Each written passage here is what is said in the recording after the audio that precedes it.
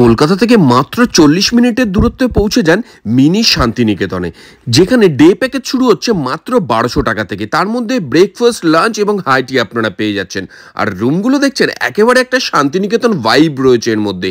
আর এখানে room start হচ্ছে মাত্র 2800 টাকা থেকে। যারা নাইট স্টের জন্য রুম নিচ্ছেন তারা কিন্তু পেয়ে যাচ্ছেন কমপ্লিমেন্টারি ব্রেকফাস্ট। এখানে রয়েছে বিশাল বড় লন, এছাড়া রয়েছে দুটো ব্যাঙ্কোয়েট, যেটা বিভিন্ন রকমের পার্টির জন্য কিন্তু আপনারা বুক করতে পারেন।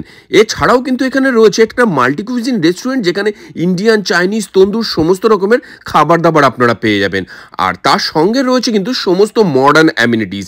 এদের রুমের মধ্যে কিন্তু cottage room, super deluxe, deluxe বিভিন্ন রকমের অপশন আপনারা পেয়ে যাচ্ছেন। আর স্পেশাল একটা রয়েছে সুইমিং পুল ওয়ালা রুম, যেটা রুমের মধ্যেই আপনারা পেয়ে যাচ্ছেন সুইমিং পুল। আর এটা রয়েছে দুর্গাপুর এক্সপ্রেসওয়ের ওপরে। এয়ারপোর্ট থেকে বাই কার যেতে কিন্তু সময় লাগে 40 থেকে 45 মিনিট। এছাড়া ট্রেনে গেলেও সিঙ্গুর স্টেশনে নামবেন, সেখান থেকে টোটো ধরে মাত্র 10 মিনিটের রাস্তা। আর আপনারা যদি আগে থেকে জানিয়ে দেন আসছেন, তাহলে কিন্তু রিসর্ট থেকেও আপনাকে পৌঁছে দেওয়া হবে টোটো।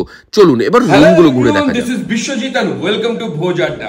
আজকে আমরা রয়েছি কলকাতা থেকে মাত্র 8 ঘন্টার দূরত্বে আজবনগর সিঙ্গুরে।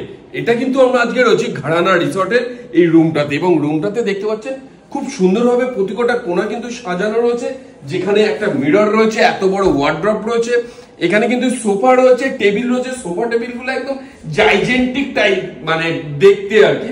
আর এখানে কিন্তু বেডটা একটু অন্যরকম ওভাল শেপের কাটিং রয়েছে, যার জন্য দেখতে খুব সুন্দর লাগছে। আর এইদিকে কিন্তু খুব সুন্দর একটা ভিউ রয়েছে আমাদের রুমটায়। এটা খুললে একটা লন এবং সুইমিং পুল দেখা যাচ্ছে। ওই পাশে একটা কার্টেন সরালেই কিন্তু আমরা দেখতে পারবো এখান থেকে লনটা আরো সুন্দরভাবে দেখা যাচ্ছে। এইখানে রয়েছে তার পাশেই কিন্তু একটা টিভি ক্যাবিনেট, এবং তার পাশেই রয়েছে কিন্তু ওয়াশরুম। একদিনের জন্য ঘুরতে আসার জন্য, উইকেন্ড ট্রিপের জন্য, এবং বিশেষ করে এই শীতের সিজনে পিকনিকের জন্য এটা কিন্তু অসাধারণ জায়গা। চলুন ওয়াশরুম। ডে আউটিং এবং পিকনিকের জন্য কিন্তু এদের রয়েছে বিভিন্ন স্পেশাল প্যাকেজেস। আপনারা চাইলে সেই প্যাকেজেসগুলো কিন্তু আপনাদের জন্য একদম মডিফাইও করে দেওয়া হবে। আর রুমটা দেখুন, এই রুমটা কিন্তু উইথ সুইমিং পুল, অর্থাৎ রুমের মধ্যেই পেয়ে যাচ্ছেন সুইমিং পুল। আর পেছনের দিকে এক্সটেন্ডেড যে পজিশনগুলো রয়েছে, সেখানে রুমগুলো কিন্তু একেবারে একটা শান্তিনিকেতন ভাইব দেবে আপনাদেরকে। এছাড়াও কিন্তু dormitory room, executive room, family room, বিভিন্ন রকমের রুমের অপশন এখানে রয়েছে। আর এখানকার এক্সাক্ট অ্যাড্রেস, কন্ট্যাক্ট নাম্বার কিন্তু আমি আপনাদেরকে দিয়ে দিয়েছি ডেসক্রিপশনে। আর এই রিসর্টের ভেতরে রয়েছে সুইমিং পুল, বিশাল বড় লন, দুখানা ব্যাঙ্কোয়েট, 40টা রুম, গেম রুম, দুটো ব্যাঙ্কোয়েট রুমের সমস্ত মডার্ন অ্যামিনিটিস এবং আরও অনেক কিছু। এছাড়াও রয়েছে আরও একটা মাল্টি কুইজিন রেস্টুরেন্ট, যেখানে ইন্ডিয়ান, চাইনিজ, তন্দুর সমস্ত রকমের খাবার দাবার আপনারা পেয়ে যাবেন। আর এখানে সকাল সকাল পৌঁছে চেক ইন করেই কিন্তু একটু ফ্রেশ হয়ে চলে গেলাম আমরা লাঞ্চের জন্য। আর লাঞ্চে কিন্তু একদম একটা ঝোড়ো ইনিংস খেলার ইচ্ছা আছে আজকে। খাবার দাবারে রয়েছে প্রচুর রকমের আইটেম, যেখানে ভেজ ডাল রয়েছে ফুলকপি এবং কাজু কিশমিশ দিয়ে, তার সঙ্গে রয়েছে ঝুড়ি ঝুড়ি আলু ভাজা এবং লম্বা চালের গরম গরম ভাত। তারপরে যেটা ট্রাই করলাম সেটা হচ্ছে আলু পোস্ত। এবং এখানকার এই খাবারের টেক্সচারগুলো দেখেই কিন্তু বোঝা যাচ্ছে যে খাবারগুলো কতটা সুস্বাদু হতে পারে। আর এরপরে যেটা আমরা এখান থেকে নিয়ে নিলাম সেটা হলো বাটার পনির। আর এই খাবারের টেক্সচারটা দেখেছেন, ও হো হো। আর তার সঙ্গে রয়েছে দই কাতলা, এরকম বড় বড় সাইজের মাছ। আর এই গ্রেভিটা দেখুন, গ্রেভিটা দেখেই যেন জিভে জল চলে আসছেন। আমার মতন কে কে মাছের ছালটা ভালো খান, একদম সরিয়ে রেখে দেন পাশে, আলাদা করে লাস্টে খাবেন বলে জানাবেন আমাকে কমেন্ট বক্সে। আর এই দই কাতলাটা কিন্তু আমার এখনো মুখে লেগে রয়েছে। এই দই কাতলাটা খেয়ে নিয়ে নেক্সট যেটা ট্রাই করলাম সেটা হচ্ছে চিংড়ি মাছের মালাইকারি। চিংড়ি মাছগুলো দেখেছেন এরকম ঘুষো ঘুষো সাইজের চিংড়ি রয়েছে, এবং গ্রেভিগুলো বিশেষ করে এরকম হোয়াইট গ্রেভি, মিষ্টি মিষ্টি গ্রেভি কিন্তু আমার দারুণ লাগে।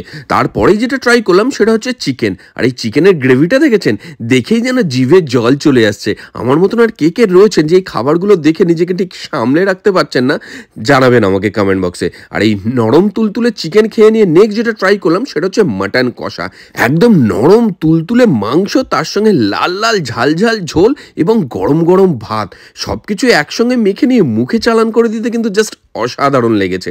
আর এটা খেয়ে নিয়ে নেক্সট যেটা ট্রাই করলাম সেটা হচ্ছে বাঙালির শেষ পাতে যেটা ছাড়া খাবারটা অসম্পূর্ণ থেকে যায়, সেটা চাটনি এবং পাঁপড়। আর তারপরে রসগোল্লাও ছিল। রসগোল্লা কিন্তু রস চিপে খাওয়া খাওয়াটা ঠিক আমার ভালো লাগে না। রসগোল্লায় রস না থাকলে আবার রসগোল্লা নাকি সেটা। আর এই রিসর্টের ভেতরে কিন্তু রয়েছে দুটো স্পেসিয়াস ব্যাঙ্কওয়েটও, যেখানে বিভিন্ন রকমের পার্টি বুকিং নেওয়া হয়। এছাড়া রয়েছে কার পার্কিং। আর সন্ধে নামলে কিন্তু রিসর্টটা একদম রাতের আলোয় মায়াবী হয়ে ওঠে। যারা রাতে থাকছেন তাদের জন্য রয়েছে কিন্তু বারবিকিউ থেকে আরম্ভ করে বোনফায়ার সমস্ত কিছুর ব্যবস্থাই। আর এখানে বোনফায়ারে আমরা একটু নিজেদেরকে শীতের সন্ধ্যায় সেঁকে নিলাম। আর তারপরে ট্রাই করলাম এদের তন্দুর আইটেমগুলো। তন্দুর আইটেমে প্রথমে যেটা ট্রাই করলাম সেটা হচ্ছে মালাই টিক্কা কাবাব। আর এই মালাই চিকেন কাবাবটা জাস্ট অসাধারণ লেগেছে। কাবাবের মধ্যে কোন আইটেমটা আপনার সব থেকে বেশি ভালো লাগে জানাবেন আমাকে কমেন্ট বক্সে। আর এর মধ্যে কিন্তু রাত্রিরে গড়িয়ে আসলো, আর রাত্রিরে আমরা এখান থেকে ট্রাই করলাম এদের চাইনিজ আইটেমগুলো। তারপরে দিলাম লম্বা একটা ঘুম। আর সকালবেলা ঘুম থেকে উঠতে কিন্তু একদম গরম গরম ব্রেকফাস্ট। আর এই ব্রেকফাস্ট যারা রাত্রিরে থাকছেন তাদের জন্য কিন্তু কমপ্লিমেন্টারি। ব্রেকফাস্টে চা কফি যেরকম ছিল, তার সঙ্গে ডিমের অমলেট থেকে আরম্ভ করে লুচি তরকারি, স্যান্ডউইচ, বিভিন্ন রকমের অপশন কিন্তু এখানে ছিল। আর এখান থেকে আমি কিন্তু ট্রাই করলাম লুচি আর তরকারিটা। বাঙালি মানুষ সকালে এরকম গরম গরম ফুলকো লুচি আর গরম গরম আলুর তরকারি হলে আর কি চাই বলুন। কেমন লাগলো ভিডিওটা জানাবেন, ভালো লাগলে অবশ্যই লাইক কমেন্ট এবং শেয়ার করুন। ভোজ আড্ডা ফলো করুন এমন আরও ভিডিও পেতে।